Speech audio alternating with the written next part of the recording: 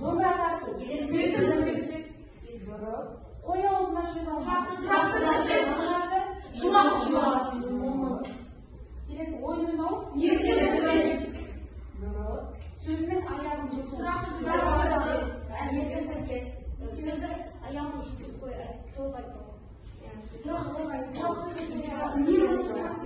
Шынымен де сөздің аяғын жұта алмайсың ғой. Сол себепті тұрақты сөз тіркесі жасайсыздар, жақсы үйренесіздер. Енді мына тұрақты сөз тіркестері келесі қарама-қарсы беттен сол мағынаға қарама-қарсы болатын тұрақты сөз тіркесін табасыздар. Қарап көріңіздер, бетінен оты шығу. Қуанып жүру.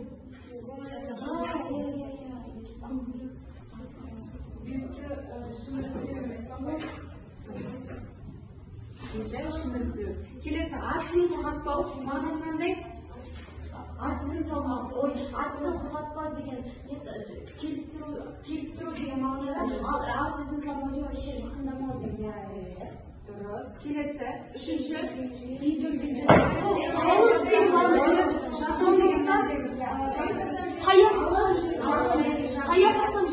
аяқ тастам жер болады. Келесі құлақ аспау.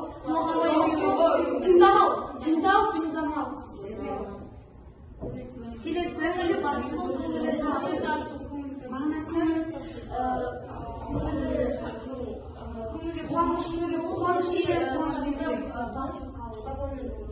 қуанумен. Келесі езу тартпайды. Жақсы. Келесі кітапта шайып барлығымыз 56-шы бетте бүгін біздің отанға және туған жерге деген сүйіспеншілік деп айтып тұрмын ғой. Мәтін тұр, соны Наби дауыстап оқып берсеңіз барлығына дауысын шығарып. Асқар тау, саумал ауа, көк майса, бәрі өз, өн, өрбі, мерлен, шапқан дейтіндей ғой.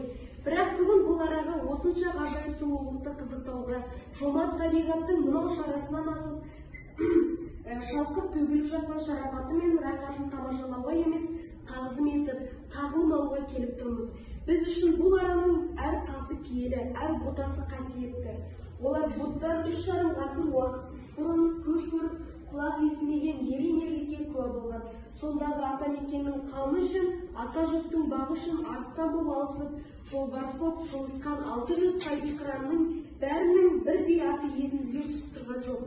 Бірақ бәріміздің де бойымызды кернеп тұрған солардың қаны, ойымызды тербеп тұрған солардың арманы, жадымызда солардың өсиеті, жанымызда солардың қасиеті.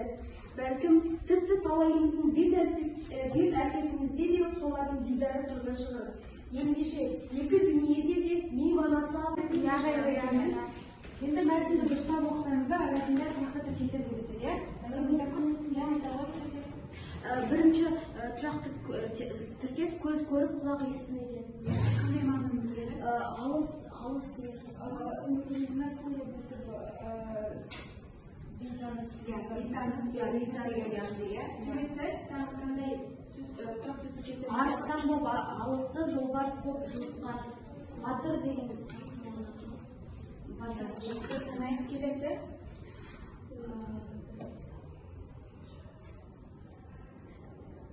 шейіт болған.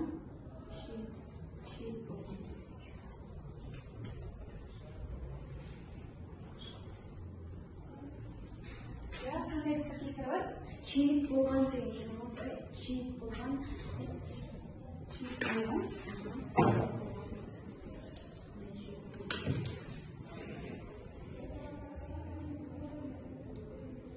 Апай, Атамекеннің қамы үшін деген келе ма? жоқ. Тұрақты тіркес емес қой. Мейманасы түйет. Ал, мейманасы. Жоқ. Соңғы жағына қарасақ, құлағы шалу дейтін тіркес тұр. Қандай мағынада? Есту. Жақсы. Одан негізгі айырмашылығы неде? Мақалды біз қалай табамыз? Мақалды біз ше 100 теңгең болғанша 100 досың болсын, ал мәтелден тек бір жолмен ғана мысалы мәтелде анандай бір ойы кішкене бір жұмбақ бірді андай түсініксіз жеткізіле ма сондай болады ал мақалда өздерінің ойын нақты жеткізіп солай беріледі көбінесе.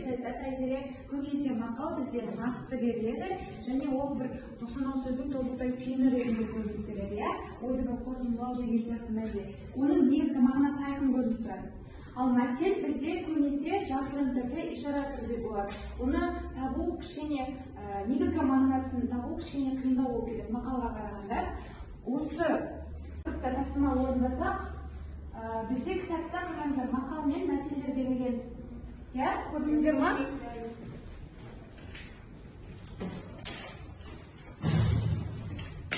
Мақал мен мәтелдер берген. Осы тапсырмаға тақтаға шығайықшы. Мына бағанға мақалды жазайық, мына бағанға мәтелді жазып шығайықшы. Келесіне жазып көрсін, не? Мақал мен мәтелді көрсін.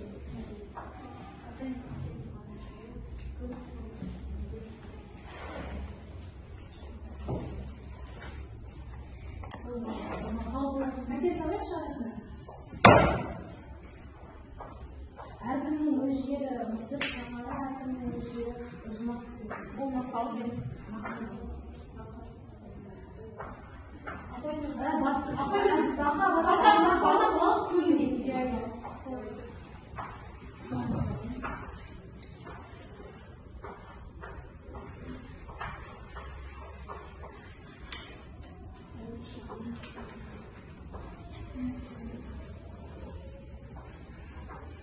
Басқа мәтел бар ма?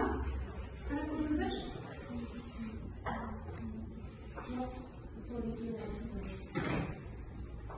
Қалғанын өздеріңіз дәптеріңізге жазамыз, иә? Тапсырма оқылым мәтіні бойынша жаңағы мен оқығаннан кейін ғой басындағы. Сол мәтін бойынша жұмыс. Сізге берген тапсырма. Мысал ретінде бірінші елді жерді құрметуге қатысты көзқарасты білдіріп тұрған сөйлемді сіздер тауып жазасыздар. Тапсырма кесте сызудың қажеті жоқ, тек қана номер қойсаңыздар болды. Бірінші дистерді елді жерді құрметуге қатысты пікірді білдіретін сөйлемді жазасыздар. Екінші дистерді нақты деректерге негізделген сөйлемді жазасыздар. Үш дистерді туған жердің табиғатына деген көзқарасын білдіріп тұрған сөйлемді жазасыздар. Мәтінді дұрыстап оқиық, мәтінді дұрыстап қарайық.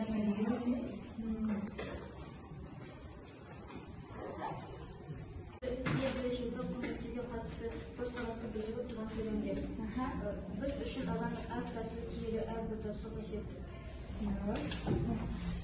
Нақты деректерге негізделген сөйлемдер. Олар бұдан 3,5 ғасыр уақыт бұрын көз көріп құлақ естімеген ерен өрнекке куә болған. Келесі үшінші Айзере оқу. Туған жердің табиғатына деген көзқарасты білдіретін сөйлемдер. Асқар тау, саумал ауа, көк майса, бәрі өрбір мүйізден шаттан дейтіндей ғой. Келесі ұрпақтан ұрпаққа жетіп отырған адами қасиеттерге деген көзқарасты білдіретін сөйлемдер. Бірақ бәріміздің де бойымызда көрініп тұрған солардың қаны, ойымызды тербеп тұрған солардың арманы, жадымызда солардың өсиеті, жанымызда солардың қасиеті. Келесі нақты деректерді болжалды көзқараспен жеткізіп тұрған сөйлем. Сіз қайсыны оқиын дедіңіз? Сіз де соны дұрыс дедіңіз? Оқи қойыңыз? Алты және көзқарастарды білдіріп тұрған сөйлемдер. Жырықтырым және көзқаратты болмай елі жұртқа тіреп өткен лекцияңыз жатқан ең жақсы құлағына шалған қабыл жауаберге дейміз деген сөйлем. Абай бесіншісін оқысам болады. Қайсы бірі осы арада шейіт болған, қайсы біріне кейін басқа арадан топырақ бұйырған қасиетті бабаларымыздың аруақтарының алдында солардың ерліктерінің арқасында аман қалып өсіп өніп 10 миллионнан асып отырған бүгінгі ұрпақтың атынан бас иіп тағзым етеміз. Апай, мен бесіншісі нақты деректерді болжалды көзқараспен жеткізіп тұрған сөйлемдер. Сондағы атамекеннің қамы үшін, ата жұрттың бағы үшін арыстан бабалысып жолбарыс боп жолысқан 600 сайыпқыранның бәрінің бірдей аты есімізге түсіп тұрған жоқ. Жақсы, тағы кімде қандай ой бар? ұрпақтан ұрпаққа негізі дұрыс иә. Наби жаңа сіздің оқып берген сөйлеміңіз ол ұрпақтан ұрпаққа жеткен нақты деректер. Нақты деректер, нақты санмен, жылдармен беріліп жазған. Болдық па? Бәріміз жаздық па? Иә. Дұрыс екен? Иә. Енді қазір бізде түсіреміз, иә? Қазір мынаны қызыл стикерді түсірейік, мынаны сары стикер, мынаны жасыл стикер, иә? Өздеріңізге қажетті стикерді алып, бүгінгі сабаққа текстеріңізді жазып, түске қойып шықсаңыздар, иә?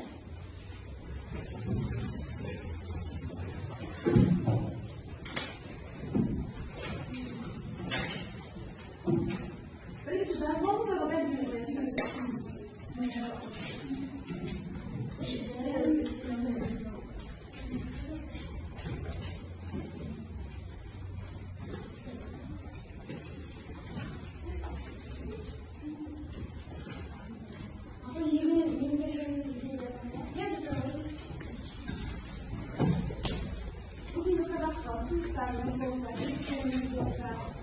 не түсіндіңіздер, не құнды болды сіздерді, не қызық болды соның барлығын қорытындылап жазып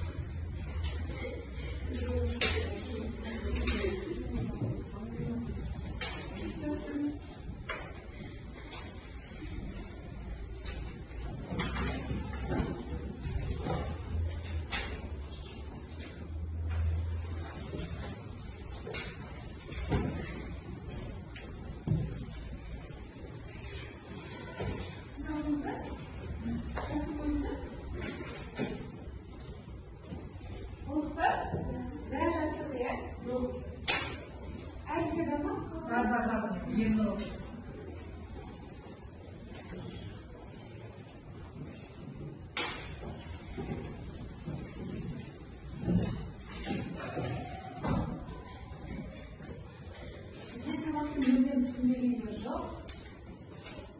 Әлде қарастыратын мәселелер бар. Төрт оқушы. Кім? Төрт оқушы. Сізге кішкене түсінсіз оталған.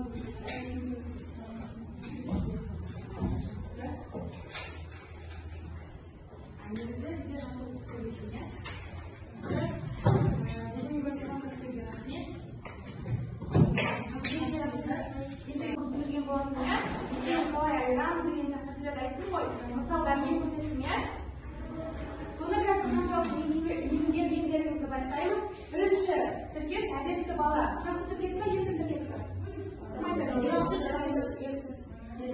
ма, еркін ба?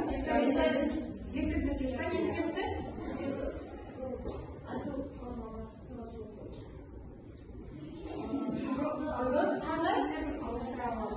Сөздерін ауыстыра аламыз және екі сөзге де еркін сұрақ қоя аламыз. Әдетті қандай бала, әдетті кім бала? Жақсы. Екінші бармауын істеу. Тұрақты тіркес. Қандай? Өтіру. Келесі. Қол ұшын беру. Еркін ба, тұрақты ма? Не себепті еркін деп ойлайсыз? Қол беру.